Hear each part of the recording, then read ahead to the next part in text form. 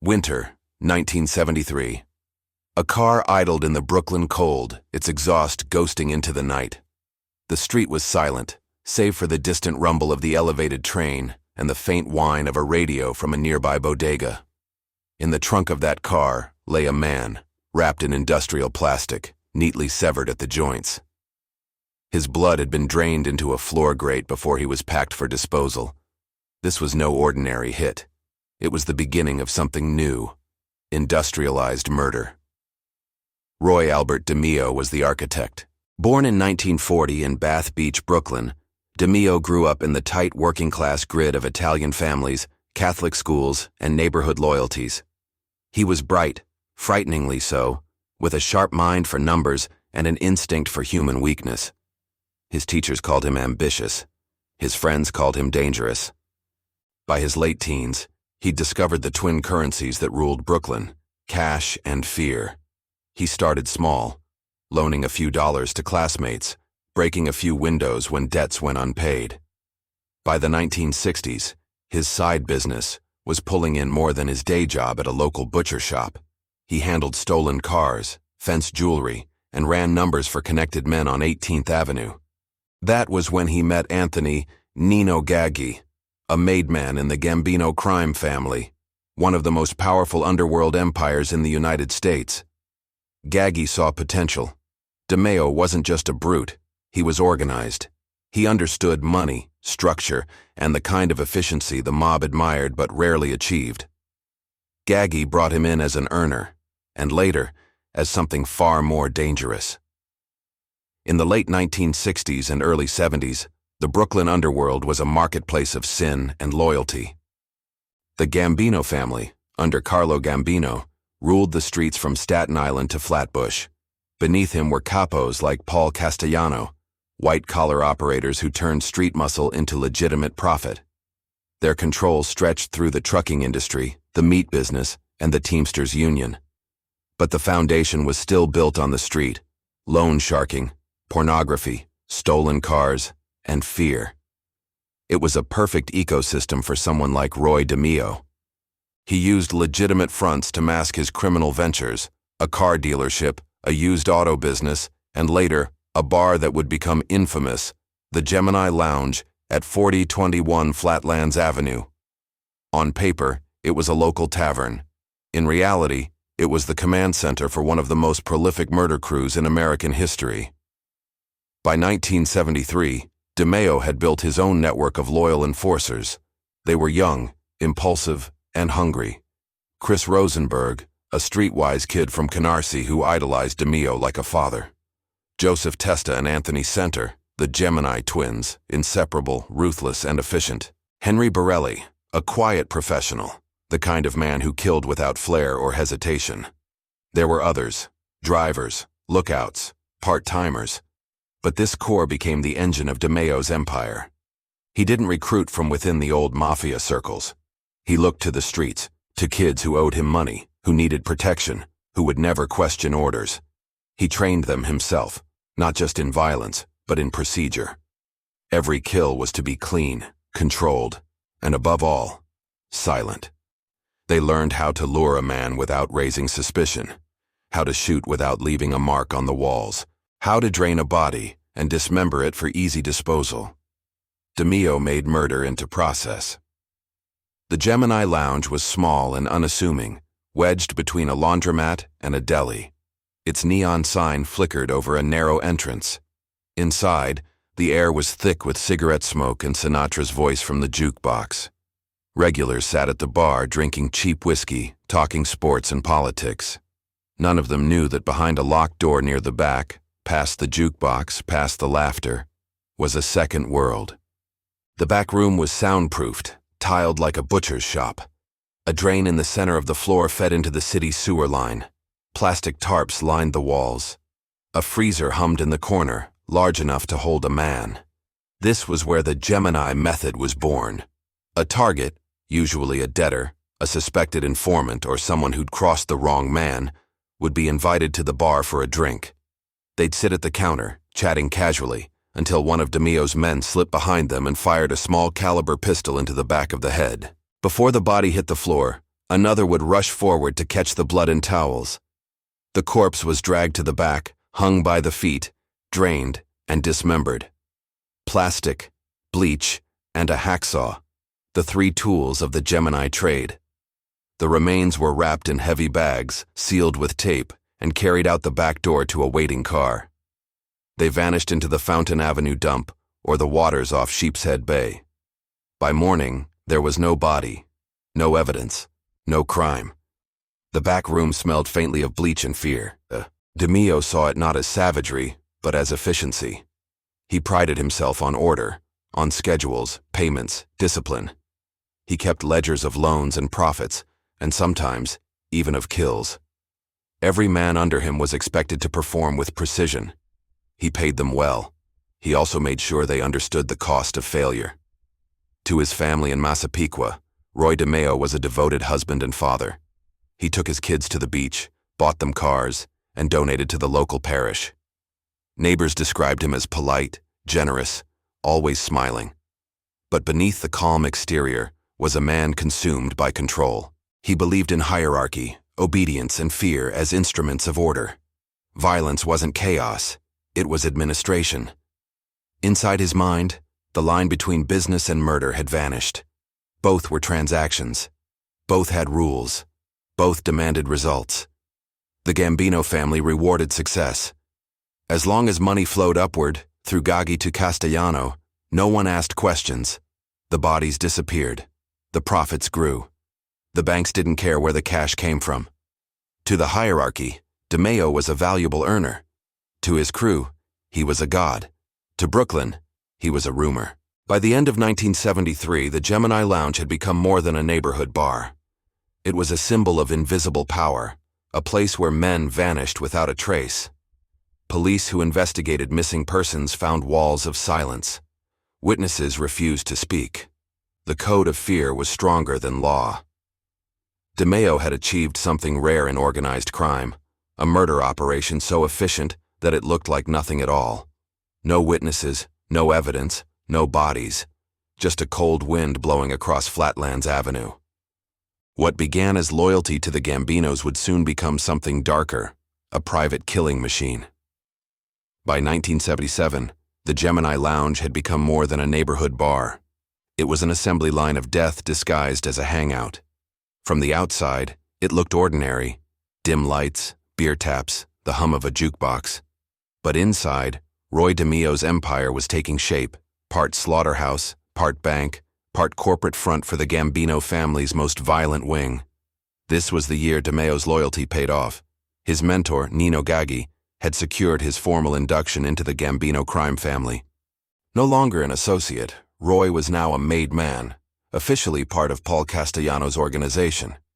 It wasn't an honor earned through restraint or subtlety, but through numbers, cars stolen, debts collected, and bodies buried. DeMeo thought in terms of systems, not crimes. He built an economy where theft fed loan sharking, where porn funded bribes, where murder balanced the books. He called it business. His men called it survival. The Gemini Crew's foundation was car theft, fast money, faster disposal. DeMeo partnered with the College Point crew out of Queens, forming a pipeline of stolen luxury vehicles.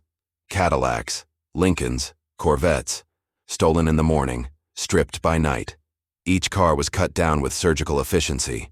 The frames were torched, VINs ground off, engines sold to crooked dealers. The parts moved through front companies like Team Auto Wholesalers, DeMeo's supposed used car business. On paper, it was legitimate. In practice, it was the financial engine of a criminal machine. By the late 70s, DeMeo's car operations generated hundreds of thousands monthly. But stolen metal wasn't the true profit.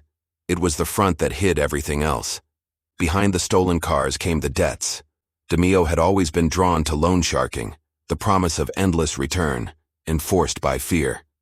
He turned the practice into an industry. Dozens of small-time gamblers and business owners took loans from him, drawn in by his calm voice and easy terms. But default had consequences. Collectors like Rosenberg and Joseph Testa didn't negotiate. They made examples. When debtors vanished, their names were scratched from ledgers, their cars left abandoned near the Belt Parkway. Their families told nothing. Between 1975 and 1978, dozens of men disappeared around Brooklyn. Gamblers, thieves, informants, even other loan sharks. Police labeled them missing persons. Inside the crew, they were paper ghosts. Their erasure was part of the business model. To DeMeo, killing wasn't emotional. It was logistical. A solution to inefficiency. Meanwhile, Manhattan's West 42nd Street was rotting from the inside. Peep shows, adult theaters, and neon lights drew crowds by the thousands. Behind those flickering marquees, another of DeMeo's ventures flourished. Through intimidation and protection rackets, he and his men seized control of porn distribution routes across Midtown. They financed the printing and shipment of adult films, taxed every reel, and used the profits to launder other criminal earnings. Cash from porn ran through the same channels as the car money, cycling through fronts, shell companies, and cash-only operations. It all fed upward into the Gambino hierarchy, where Paul Castellano's white-collar ambitions were funded by blue-collar brutality. Castellano preferred business deals over bloodshed, controlling unions, trucking, and the city's meat industry. But his empire needed liquidity, and DeMeo provided it. As one FBI agent later summarized, Castellano made the money look clean. DeMeo made it exist. The distinction between street crime and corporate crime had vanished. Within Gemini, the system of death was engineered to run without friction. A hit could be processed like an invoice. A man lured into the bar, a quick 22 shot to the head, muffled by a towel, and within minutes, the cleanup began. Plastic sheeting covered the floor, drains opened, saws hummed quietly under the music. The dismemberment wasn't symbolic, it was procedural. Body parts were double-bagged, frozen in industrial freezers behind the bar, then hauled to the Fountain Avenue dump under cover of night. The dump became a graveyard no one spoke of, a shifting landscape of trash, ash, and bone. The neighborhood knew, and yet pretended not to. Flatlands had always been a working-class pocket. Families, small shops, repair garages. Everyone recognized the Gemini Lounge, but no one acknowledged what went on inside. Store owners received favors, a loan here, a fixed car there, help getting a permit approved. In return, they asked no questions. Even the police avoided unnecessary contact. As one local recalled years later, "You didn't go near the Gemini after dark. You just didn't." Fear was part of the economy, as essential as the cash itself. By 1978, DeMeo's organization had matured into something that resembled a corporation. There were managers, collectors, drivers, accountants, even an internal hierarchy, those trusted with murder, and those who merely handled the money. DeMeo's leadership was ruthless but efficient. He mentored younger killers like Patrick Testa, teaching them to treat violence as administration, remove emotion, finish fast, dispose cleanly. At the same time, he cultivated relationships with corrupt officials. A few NYPD officers quietly accepted envelopes for information or inaction. DeMeo believed in insulation, protect the operation with influence, bribe where you can, kill where you must. He was no longer a street enforcer. He was a corporate killer, a CEO of blood. But beneath the order, the system was beginning to crack. The volume of disappearances had grown too large to ignore. Missing persons files from Brooklyn, Queens, and Nassau County were quietly overlapping, all linked by a familiar pattern: victims with criminal ties, no witnesses, and cars that vanished alongside them. Federal attention was building. By early 1979, the FBI had begun tracking Gambino loan sharking operations and cross-referencing auto theft reports. A few investigators were beginning to whisper the same name: DeMeo. Inside the crew, paranoia spread. Chris Rosenberg, DeMeo's oldest protege, had become reckless. He bragged about hits, talked too loudly in bars, drew heat from the DEA after a botched drug deal in Florida. For the first time, DeMeo faced a choice that would test his control of the system he'd built. In May 1979, he made it. Rosenberg was summoned to the Gemini Lounge, his own headquarters, his home turf. He entered laughing, unarmed, still loyal. DeMeo greeted him, calm, collected.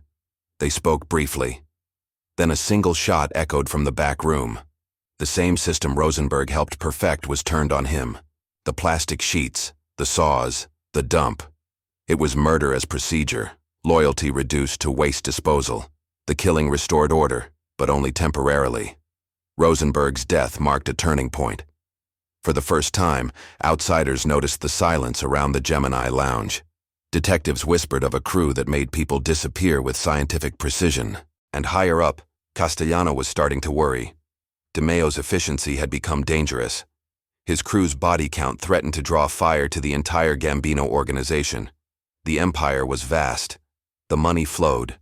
But every system leaves residue, paper trails, witnesses, whispers. The Gemini empire had been written in ledgers, front companies, and graves, and the FBI had finally begun to read between the lines. By late 1979, the shadows around Brooklyn began to look familiar to law enforcement. Names repeated in missing persons files. Cars vanished in the same grid of streets: Flatlands, Canarsie, Howard Beach. Detectives didn't know it yet, but they were tracing the edges of a single methodical slaughterhouse. It started with data. NYPD and Nassau County detectives, buried under stacks of routine paperwork, began noticing patterns.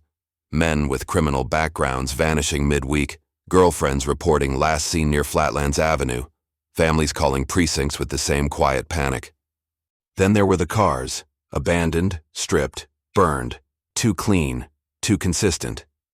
The killers weren't leaving bodies, only the echoes of their movements. One detective described it as a pattern of silence. The Bureau took notice. By the end of 1979, the FBI's Organized Crime Task Force, already tracking the Gambino family's loan sharking network, began flagging names linked to a Brooklyn-based crew headed by Roy DeMeo. The agents didn't yet grasp the scale of the killing. They thought DeMeo was just another ambitious earner funneling stolen car money up to Paul Castellano's white-collar empire. But the bodies, or lack thereof, told another story. DeMeo's Gemini operation had become too efficient to ignore. Agents intercepted conversations among low-level Gambino associates who spoke of meat jobs and clean work.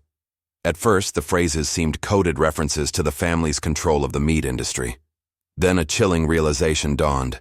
The meat wasn't beef. Nassau County's homicide unit began cross-referencing unsolved disappearances with DeMeo's known associates. Plastic wrap residues found in an abandoned garage. Reports of strong chemical odors near the Fountain Avenue dump. Tips about a bar on Flatlands Avenue that no one walks into twice. Every thread led back to the same name, DeMeo, but no one wanted to pull it too hard. He was too connected, too dangerous, too productive for the Gambinos. Touching him, one NYPD investigator recalled years later, was like poking a live wire. Inside the Gemini lounge, paranoia had become part of the decor. After Chris Rosenberg's murder in May 1979, an execution carried out by his own mentor, the crew's cohesion fractured. DeMeo had justified the killing as business, claiming Rosenberg's recklessness endangered them all. But the act sent a deeper message. Loyalty meant nothing against the preservation of the operation. Now everyone felt watched. DeMeo began carrying a small tape recorder in his coat pocket, secretly recording conversations with his own men. He suspected betrayal everywhere, in Borelli's nervous laughter, in Center's sudden silences, in Gaggy's vague reassurances. He started conducting unannounced loyalty tests. A casual errand might turn into surveillance. A dinner invitation might end in an interrogation. Even his phone calls sounded rehearsed, clipped, precise, paranoid.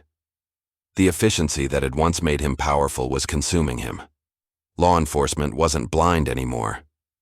By early 1980, the FBI, Nassau County PD, and NYPD had formed a loose interagency task force, sharing fragments of intelligence.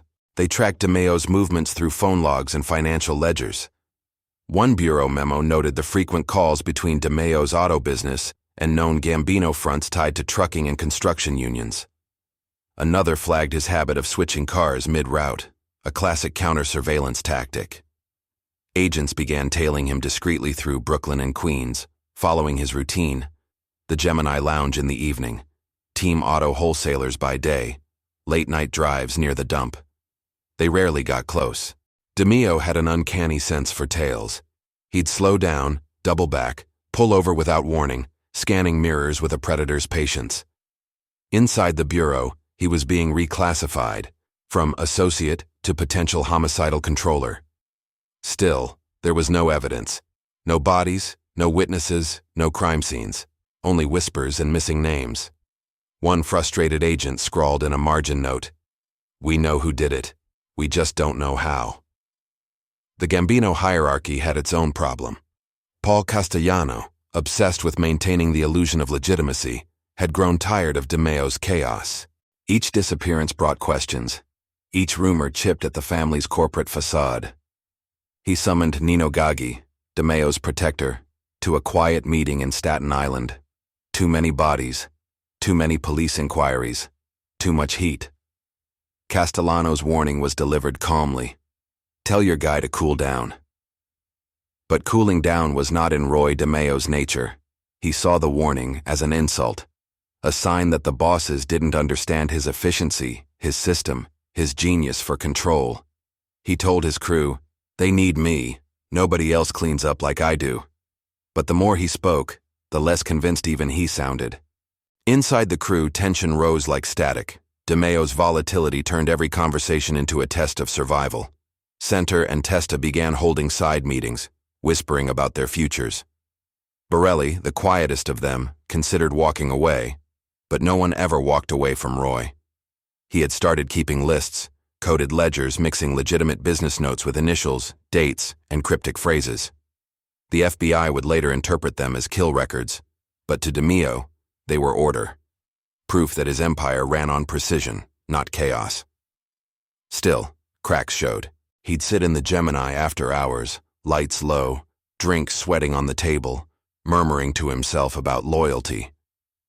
Sometimes he'd talk about Rosenberg, then fall silent mid-sentence, eyes unfocused, as if remembering the echo of that shot in the back room. The bureau kept tightening the circle. Wiretaps on Gambino phone lines began capturing snippets about Roy's guys and the cleanup crew. A federal surveillance van parked outside Team Auto more than once, noting visitors, small-time thieves, debt collectors, even known porn distributors. Agents documented every license plate, every meeting. They knew they were circling something large, something industrial in scale. But building a case against DeMeo meant confronting a network that killed without leaving traces. The fear wasn't just among civilians now. It had reached the investigators themselves.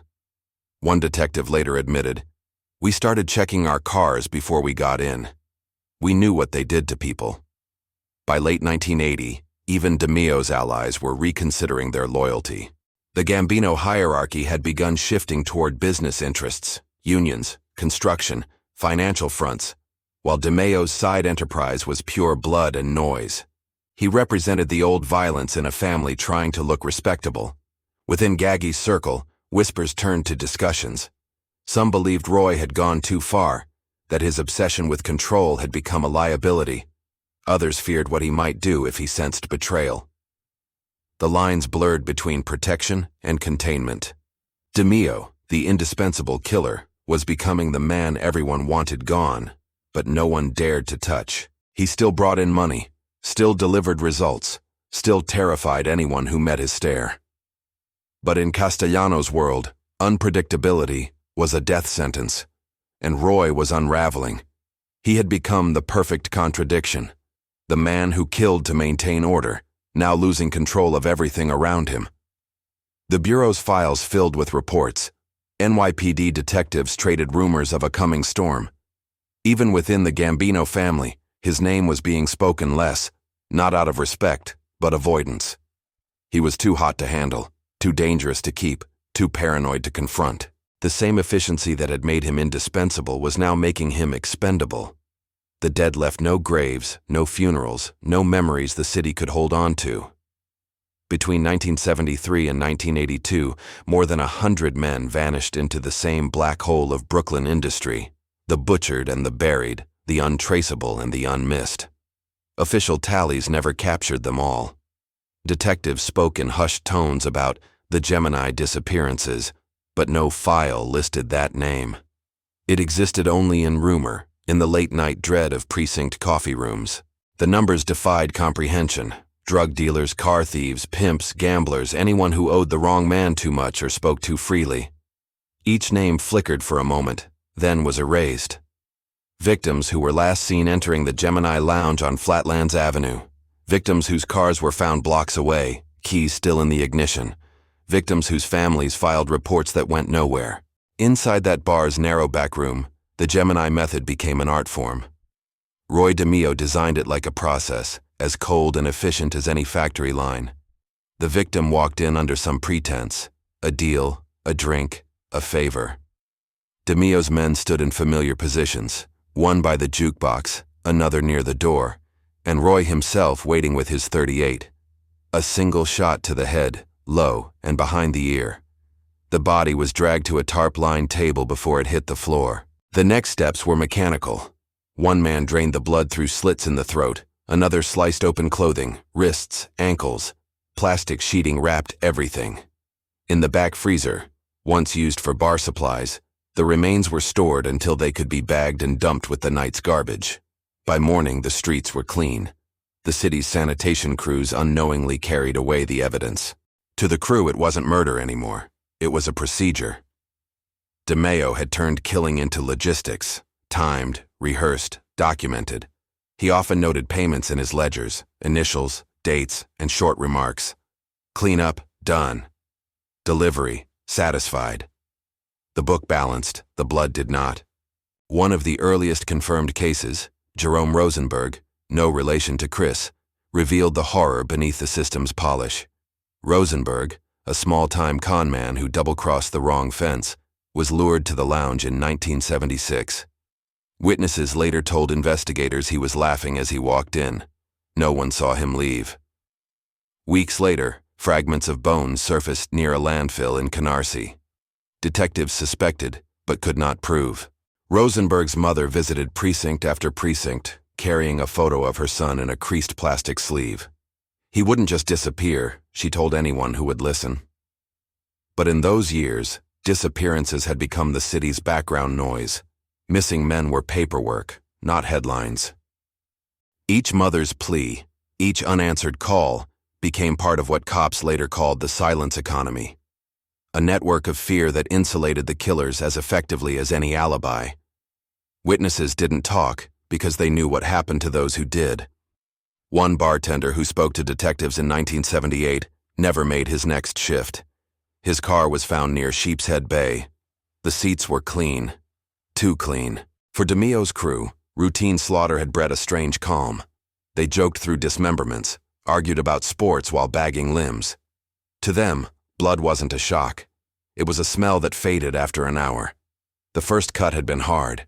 The 100th was work. One associate later told prosecutors that Roy treated it like bookkeeping, except the currency was human. DeMeo himself had drifted beyond the boundaries of conscience. What fascinated him most wasn't the murder, but the order behind it. His garage files were meticulous. Loan receipts, photos, car titles, microfilm of serial numbers. The records of his crimes existed side by side with his legitimate businesses. He saw no difference between the two. To him, everything had a price and a method. Law enforcement struggled to pierce the fog. Detectives in Nassau County began noticing common details. Men who'd last been seen with the same group of car dealers, the same stolen vehicles turning up stripped in identical fashion. Bodies were rare, but the pattern of absence grew undeniable. NYPD investigators compared notes with the FBI's organized crime unit, and a grim hypothesis began to form. One crew, operating like a ghost, eliminating loose ends with surgical precision. But proof remained elusive. No witnesses, no fingerprints, no physical remains. The victims were erased so completely that even confirming their deaths required a leap of faith. The FBI's wiretaps on Gambino loan sharking rings caught whispers about Roy's boys and the factory, but no one dared say what those phrases meant. Too dangerous to touch, one federal agent noted in his report. Everyone knows. No one talks. By 1979, detectives privately referred to DeMeo's circle as the butcher shop. Still, They had nothing tangible, only missing persons reports, half-heard boasts, and the eerie precision of a system that left no trace. One investigator later described the frustration. You knew they were doing it, you could smell it on the street, but it was like chasing shadows. Meanwhile, the killings continued. The crew grew addicted to its own invincibility. They'd gather at the Gemini Lounge late at night, money on the table, laughter echoing over the jukebox. Each man convinced he was untouchable, each unaware that every body bag stacked in the freezer was also another line in their death warrants. Even among killers, fear found a way in. DeMeo began to suspect betrayal in every glance. He recorded conversations, hid weapons in his home, tested his crew's loyalty with small traps, an offhand comment, a staged rumor, a missing envelope of cash. Those who failed the test disappeared. By the time law enforcement connected enough dots to move in earnest, the FBI's surveillance of Gambino operations was expanding. Car theft rings were being mapped, bank records traced, names cross-checked. Slowly, methodically, the Bureau realized that the quiet car dealer from Flatlands Avenue was not just a cog, he was the axis. Yet even as the noose tightened, DeMeo felt nothing but certainty. In his world, exposure was theoretical. He'd built a kingdom of blood and silence. The city had learned to look away. The families of his victims had learned not to hope. One agent summarized it best in his final report. They operated with factory efficiency. Every murder erased the last, but even factories leave footprints, oil stains, receipts, whispers. We just had to find where the trail began. It would take years to untangle that trail. And by the time it led back to the Gemini Lounge, the factory would already be eating itself alive. Even monsters leave footprints. By 1979, the Gemini Crew's operations had become a self-contained universe of violence, money, and fear. The streets of Flatlands whispered the same warnings in every neighborhood. Loyalty had a limit, and crossing DeMeo carried consequences far beyond imagination. The money still flowed through car theft rings, loan sharking, and the fringe pornography trade. But cracks were forming, not in the enterprise, but in the men who ran it. Chris Rosenberg had always been a rising star within the crew. Energetic, ruthless, and with a knack for handling dangerous jobs, he carried himself like DeMeo's right-hand man. Yet by May 1979, Rosenberg had grown careless. He was moving narcotics independently, flaunting his connections, and speaking too freely about the crew's inner workings. At the Gemini Lounge, he joked openly about the bodies they had disposed of, laughing in the back room while the smell of bleach lingered. Every word was a spark in a room already poised to burn. Nino Gaggi, the capo overseeing DeMeo's operations, watched the escalating recklessness with concern.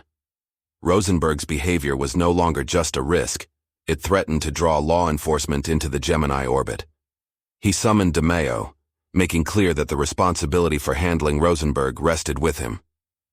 "You know what must happen," Gaggi said plainly. There was no discussion. Loyalty had a limit. Action was required. Unlike dramatized accounts of desolate lots, Rosenberg's murder likely occurred within the Gemini Lounge itself.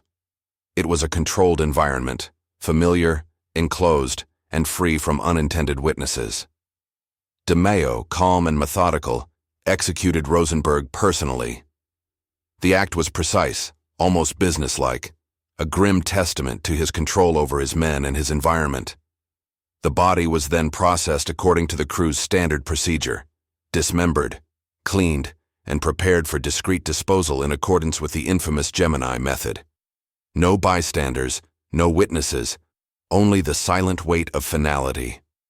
The execution sent immediate ripples through the crew. DeMeo's men understood the implicit lesson. Nobody, not even those closest to him, was untouchable. Trust was conditional. Survival depended on discretion, loyalty, and obedience. The murder was a microcosm of the Gemini Crew's operational doctrine. Loyalty enforced through action, secrecy maintained through fear. At the same time, law enforcement's attention was beginning to sharpen. The FBI had been monitoring the Gambino family's loan sharking and car theft networks for years, but only now did the pattern of the Gemini Crew's disappearances become clearer. Undercover agents and confidential informants from peripheral operations began supplying fragments of intelligence, names, dates, patterns of disappearances, and connections to DeMeo and Gaggy. Each piece fit together slowly, forming a mosaic of calculated terror that had once seemed invisible. Wiretaps played a crucial role. Investigators had already infiltrated Castellanos' white-collar enterprises, targeting trucking and labor fronts. Through these channels, the FBI intercepted conversations that linked DeMeo's crew to multiple missing persons. References were veiled: cleanups, collections, Brooklyn work. But context made the meaning unmistakable. Gaggy's voice appeared alongside DeMeo's, plotting operations with the calm deliberation of men accustomed to death as a tool of governance. Castellano himself became concerned. DeMeo's efficiency had always been an asset, handling the dirtiest tasks while shielding higher-ups from exposure. Yet now, the body count and brazen confidence were beginning to attract scrutiny. Castellano instructed Gaggy to rein in DeMeo, emphasizing the need for caution. Keep it quiet. Too much noise draws attention. But DeMeo's nature was incompatible with subtlety. Violence, control, and efficiency were inseparable in his mind. Cooling down was not an option. It was the rhythm of his empire. Paranoia settled heavily over DeMeo. He began compiling lists of suspected informants within his own crew. Weapons were stockpiled: pistols, rifles, silencers, stored in homes and vehicles. Cash was hidden in walls, under floorboards, wherever it might be retrieved in a moment of crisis. Even his son received lessons on firearms, presented as protection, but also a symbol. The world was unforgiving, and survival demanded readiness. Within the Gemini lounge, a quiet tension replaced laughter. Jokes were clipped, conversations halting, eyes darting at every movement. Crew members sensed the increasing surveillance, aware that the FBI's gaze had shifted from the fringes to the heart of their operations. Informants and defectors from adjacent criminal industries, pornography distribution, stolen vehicles, trucking fronts, began providing incremental intelligence. The cumulative effect was a tightening noose. By 1980, federal agents had reconstructed an operational map of the Gemini Crew. It traced murders, loan sharking routes, stolen cars, and laundering channels. They could identify members, follow the financial flows, and anticipate the crew's next moves, but they still lacked the direct evidence to charge DeMeo himself. The pressure, however, was undeniable. Each recorded conversation, each corroborated disappearance, increased the likelihood that justice was inching closer. Within the Gambino hierarchy, Castellanos' patience eroded. He had once tolerated the butcher's methods as a necessary evil. Now, the same qualities that made DeMeo indispensable, precision, ruthlessness, efficiency, were liabilities. The man who executed his orders with unmatched skill now posed a threat to the family's stability. Gaggy's reassurances offered little comfort. DeMeo's momentum was unstoppable. The writing on the wall was clear. Containment was required. Castellanos' solution was discreet, relayed through Gaggy in the chain of command that the crew had always respected. Unlike dramatized depictions of anonymous messages, the instruction came from a trusted intermediary, preserving operational integrity while signaling an endgame. DeMeo, absorbed in his own empire of death, remained unaware that the mechanisms of his downfall were already in motion. The psychological tension was palpable. DeMeo's own paranoia intensified. He recorded conversations with his men, monitored movements, and prepared for threats that may or may not have existed. The once untouchable predator now feared exposure, sensing the imperceptible shift in alliances and authority. Loyalty was no longer assumed. Survival required vigilance. By late 1982, law enforcement's efforts had matured. Wiretaps, informants, and careful surveillance converged to create a portrait of the Gemini operation, an empire of fear, meticulously maintained by DeMeo and his lieutenants. The pressure from both federal authorities and Castellanos' directives created a paradox. The man who had butchered so many to maintain control now faced the inevitability that his own empire, and perhaps his own life, was imperiled. DeMeo's rise had been defined by precision, planning, and psychological dominance. Yet as the noose tightened, The very skills that ensured his survival and expanded his power now rendered him increasingly vulnerable. The knives, once wielded outward to enforce order, were quietly shifting toward him. For nearly a decade, DeMeo had butchered others to stay alive.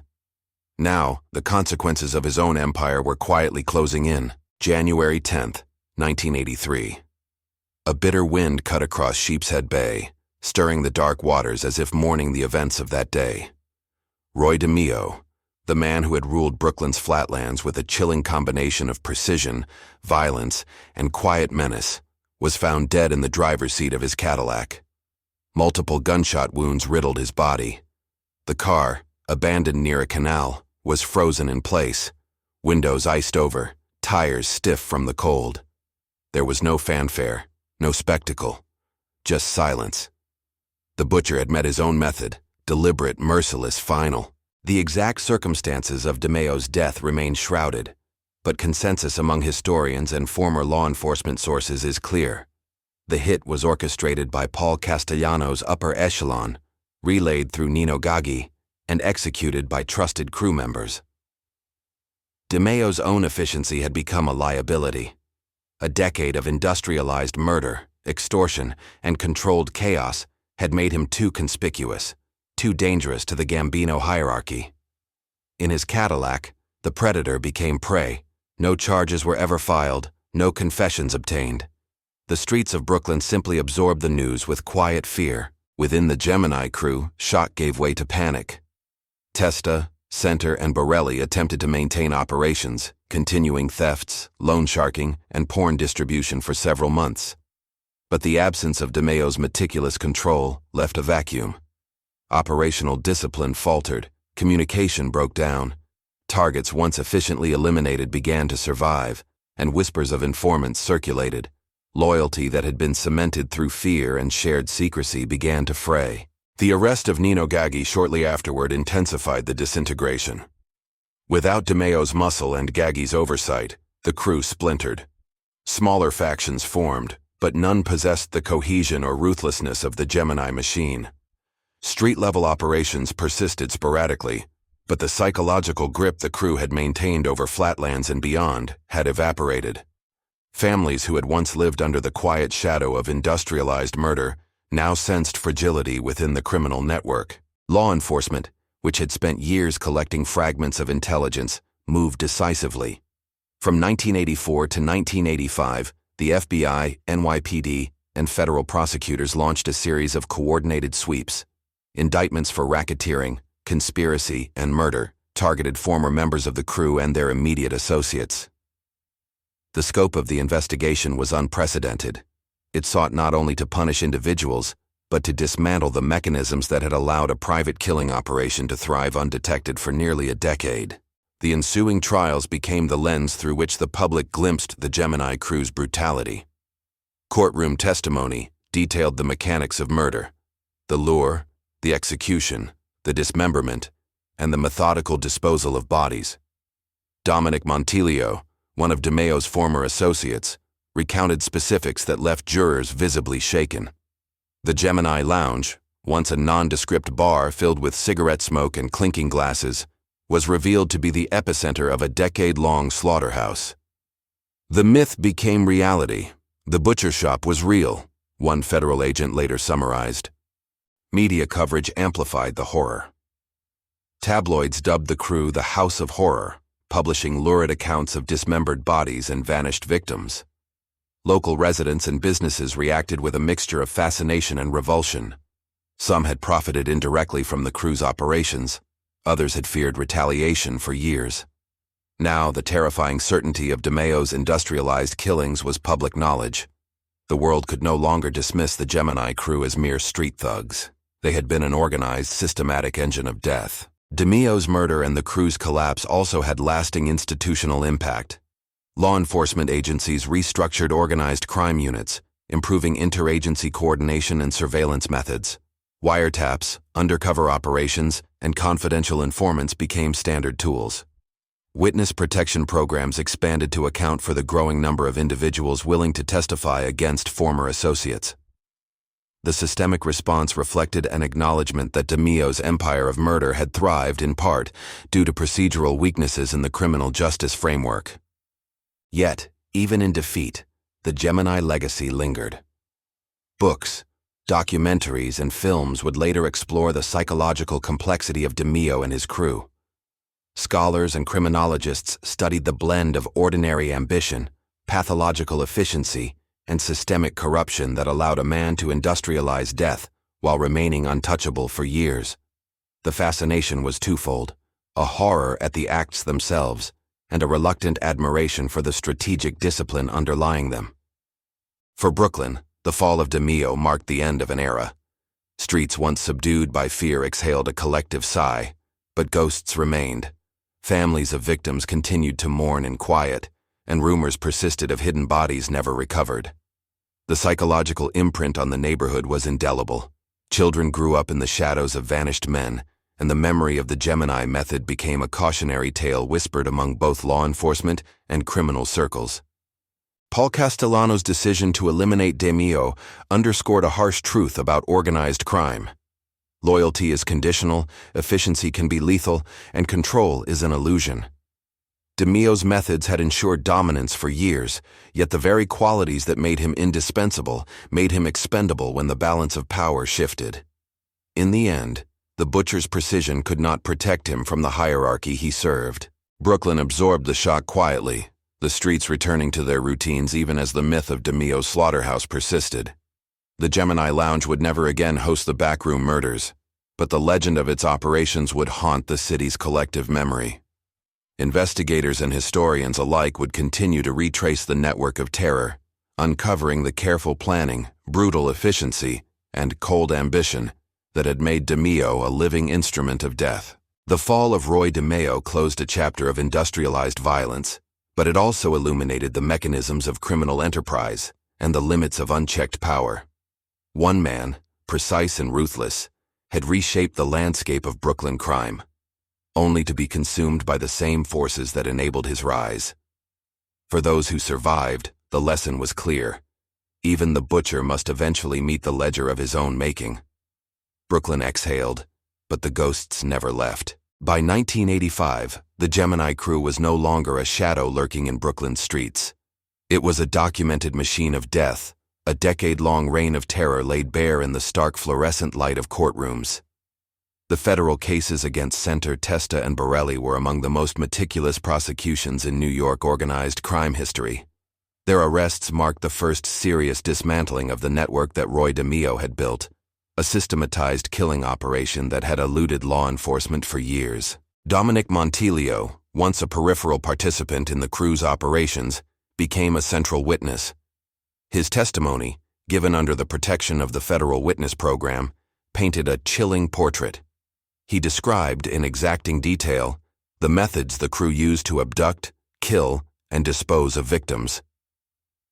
The Gemini Method, swift execution, dismemberment, body disposal, was no longer rumor.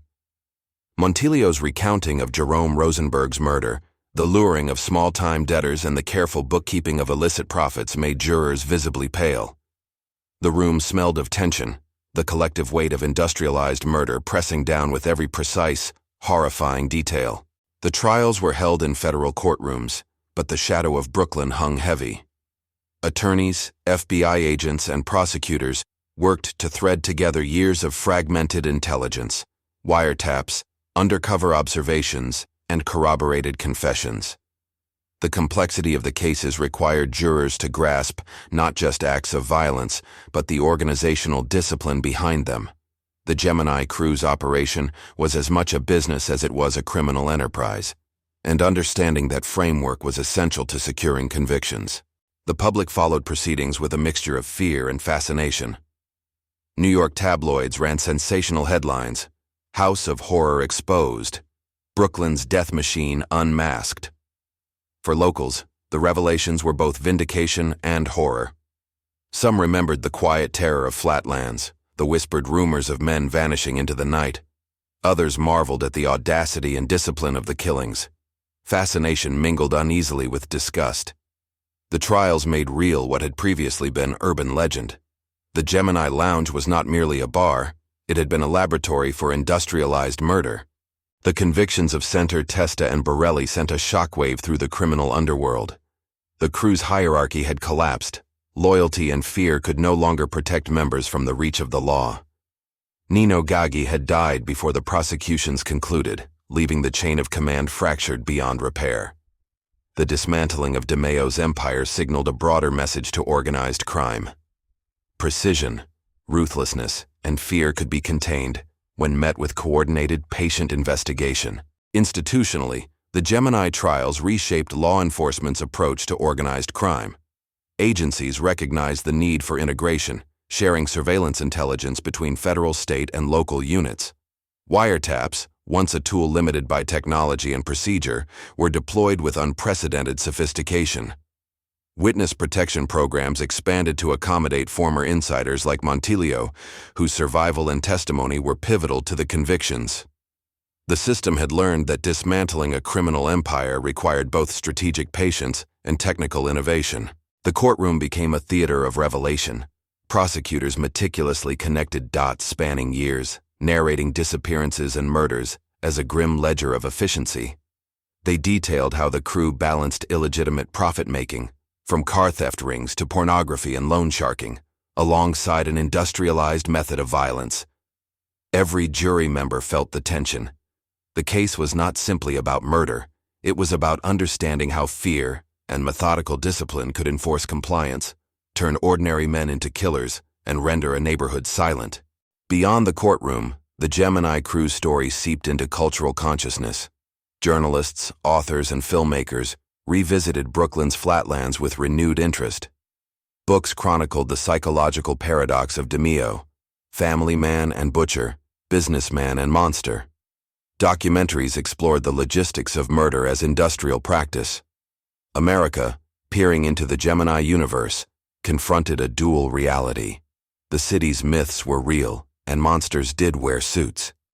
The Gemini trials forced society to confront uncomfortable truths about power, secrecy, and the thin line separating ambition from atrocity. Families of victims, many of whom had waited years for acknowledgement, finally found a measure of vindication. While justice could never return lost lives, the public exposure of the crew's operations validated years of whispered fears. Mothers, fathers, and siblings could see in court documents and testimony the scale of the crimes that had shadowed their communities. For the first time, silence gave way to recognition. The Gemini trials also crystallized a broader lesson for organized crime. No empire, however meticulously constructed, is immune to exposure. The very discipline and precision that had made the Gemini Crew formidable became evidence against them.